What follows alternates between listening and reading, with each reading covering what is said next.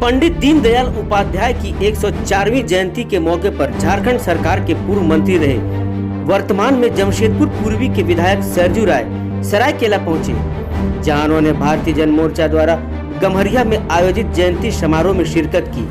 सरजू राय ने बताया कि देश की आजादी के बाद सबसे बड़ी राजनीतिक पार्टी अगर कोई थी तो वह जनसंघ थी, जो आज भारतीय जनता पार्टी बन गई है।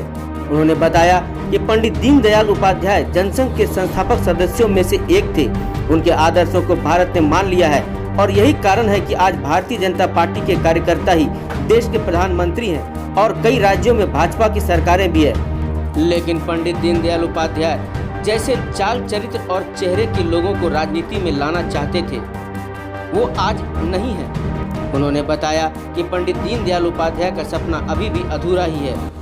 वैसे भारतीय जन मोर्चा को उन्होंने पंडित दीनदयाल उपाध्याय के आदर्शों को मानकर चलने वाला पार्टी बताया और कहा कि भारतीय जन मोर्चा पंडित दीनदयाल उपाध्याय के सपनों को साकार करेगी। आपको बता दें कि झारखंड विधानसभा चुनाव 2019 में भाजपा से टिकट काटे जाने के बाद सरजू राय ने जमशेदपुर पूर्वी से निर्दलीय उम्मीदवार के रूप में चुनाव लड़ा और 25 सालों से भारतीय जनता पार्टी के अवैध किला रहे जमशेदपुर पूर्वी को ध्वस्त करते हुए उन्होंने जीत हासिल की थी, जहां पिछली सरकार में मुख्यमंत्री रहे रघुवर दास को हार का सामना करना पड़ा था। उसके बाद सरजू राय ने अपनी अलग पार्टी भारतीय जन मोर्चा का गठन किया। वैसे पंडित दीनदयाल उपाध्याय की जयंती के बहाने सरजू राय ने एक साथ कई निशाना साधे हैं। जनसंघ के आदर्शों को मानने वाली पार्टी भाजपा है या भारतीय जन मोर्चा, ये भी एक बड़ा सवाल है। India news viral Bihar Jharkhand की रिपोर्ट। 25 सितंबर को दीनदयाल उपाध्याय जी की जयंती है और दीनदयाल जी भारतीय जनसंघ के संस्थापक सदस्य में से थे। उन्होंने भी उसका उद्देश्य क्या होगा, नीति क्या होगी, कार्य व्यवहार क्या होगा, ये सब परिभाषित किया था।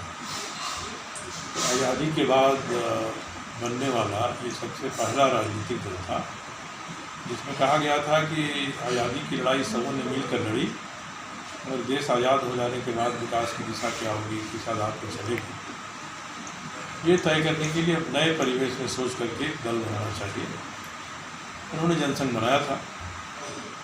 जनसंघ बाद में भारतीय जनता पार्टी हो गया। तो जनसंघ के जो विचार थे उन विचारों को देश ने अपना लिया है। आज जो प्रधानमंत्री हैं देश के, उसी विचार के हैं कई राज्यों में सरकार में। तो विचार तो देश मान रहा है, मगर दीनदयाल जी को अपेक्षा थी कि हमारे जो नेता होंगे उनका व्यवहार कैसा होगा, उनका चलन कैसा होगा, उनका चाल चेहरा कैसा होगा, उसके बारे में अभी बहुत कुछ करना बाकी है।